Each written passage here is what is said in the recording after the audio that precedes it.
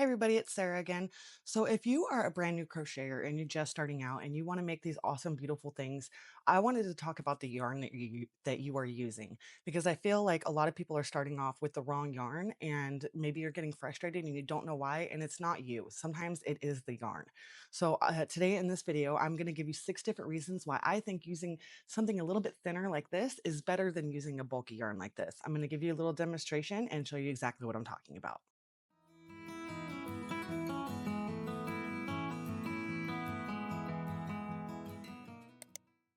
Okay, so I love this yarn from Hobby Lobby. It's a 4-ply worsted weight acrylic yarn. I don't use the bulky yarns. While they are awesome, I did get this from a fellow crocheter at a market I did, and it is just so squishy and soft and lovable and cute.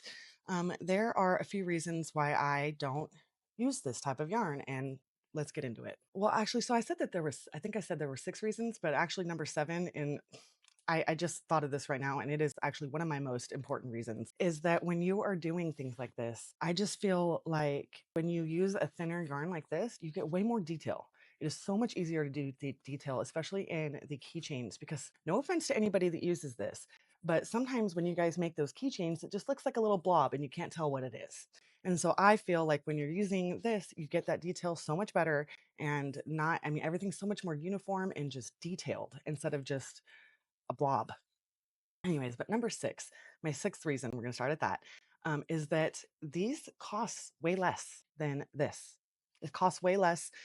So this I get at Hobby Lobby, it's $4.99, but I go on when it's on sale, everything's 30% off, so it's usually like $3.99 or something. But you get way more. You get way more yardage for what you're paying for. So that helps you keep your prices low, you know? So because I also feel like people, when you go to a market and you are comparing different crocheters, because some crocheters are using this and some crocheters are not. I mean, I made this to look bulky. See, and you can always make things to look bulky too.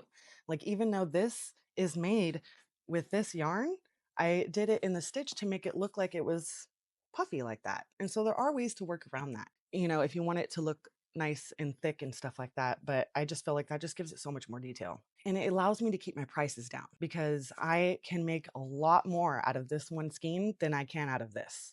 I mean, hands down. So if I can make more and it's costing me less, I am now able to keep my prices low. Okay, number 5 is it is so much easier to change drastic hook sizes in something like this rather than something like this.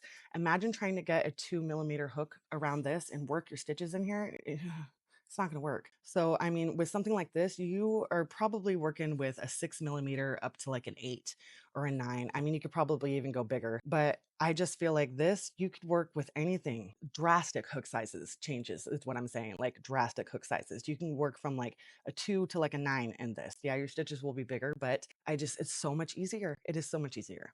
So number 4 is that it is so much easier also, in my opinion, to maneuver your hook through the stitches around this yarn. And I will definitely show a little demonstration of that.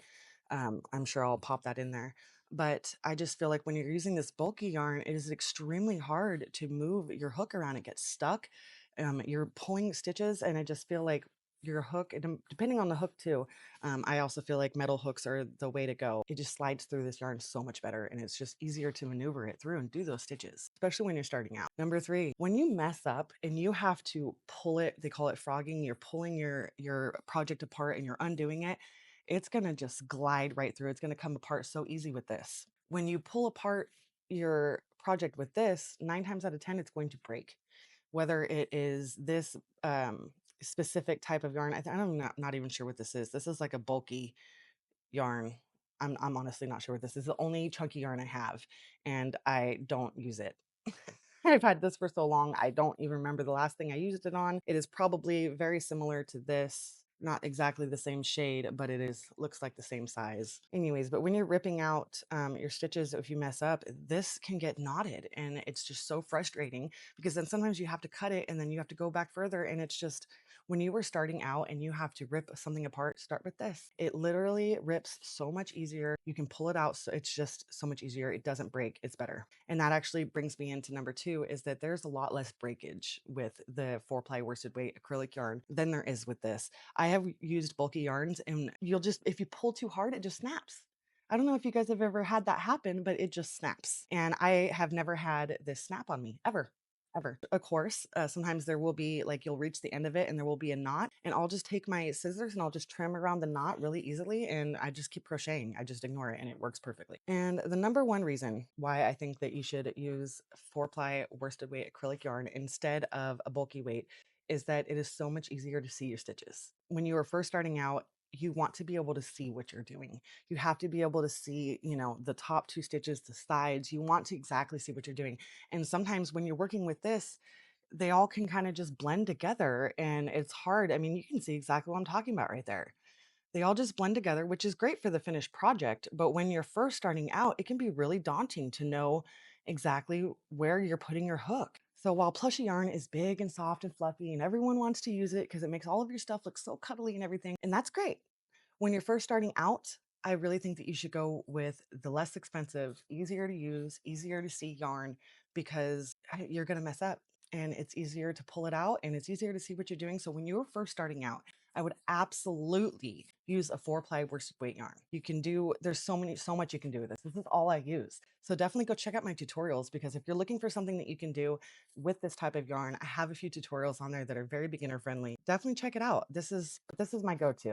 You will probably never see me using this. I have one ball of orange that I use for the beaks on my chickens, and that's it because it is a little bit chunky and it's easier, but that's all I use. I just sew in the beak.